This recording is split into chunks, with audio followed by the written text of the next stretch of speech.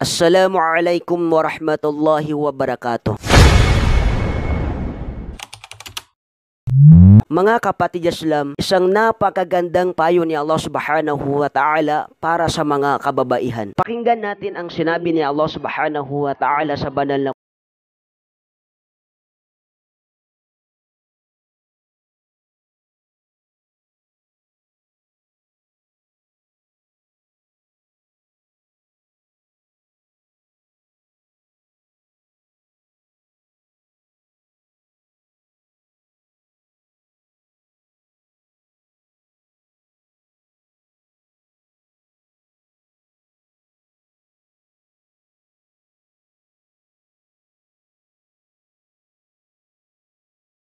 babaihan ay waqarna fi buyutikunna, at kayo ay manatili sa inyong mga tahanan. Ayon sa paliwanag ng mga scholar natin, kung ang paglabas ng isang babae sa kanilang bahay ay hindi naman tunay na kailangan, ay nararapat sa kanya na siya ay manatili sa kanilang bahay sapagkat yan ay utos sa kanya ni Allah subhanahu wa ta'ala. Ito ay isang napakagandang payo ni Allah subhanahu wa ta'ala para sa mga kababaihan na mahilig sila lumabas, mahilig sila gumala, lalo na sa mga kababaihan na lumalabas sila ng kanilang bahay na hindi nila kasama ang kanilang mahram. Pangalawang payo ni Allah subhanahu wa ta'ala para sa mga kababaihan, wala tabarrajna tabarrujal jahiliyatil ula, at huwag niyong ilantad ang inyong mga sarili, ang inyong mga pribadong parte ng katawan, na ito ay maging kaakit-akit sa mga kalalakihan na katulad ng ginawa ng mga naunang kababaihan sa kapanahonan ng kamangmangan. Ibig sabihin mga kapatid, masakit man sabihin, subalit ang mga kababaihan na mahilig silang maglantad ng kanilang sarili, ito ay palatandaan ng isang babaeng mangmang sa pananampalatayang Islam. Pangatlong payo ni Allah subhanahu wa ta'ala para sa mga kababaihan ay uaqimna shalah, at kayo ay mag-alay ng pagdadasal para kay Allah subhanahu wa ta'ala. Ang pagdadasal o pagsasala ng isang babae mga kapatid, ito ay kasama sa gawain ng isang babae na kapag ginawa ng isang babae ang pagsasala o pagdadasal, siya ay makakapasok sa paraiso ni Allah subhanahu wa ta'ala. Pang-apat na payo ni Allah subhanahu wa ta'ala para sa mga kababaihan ay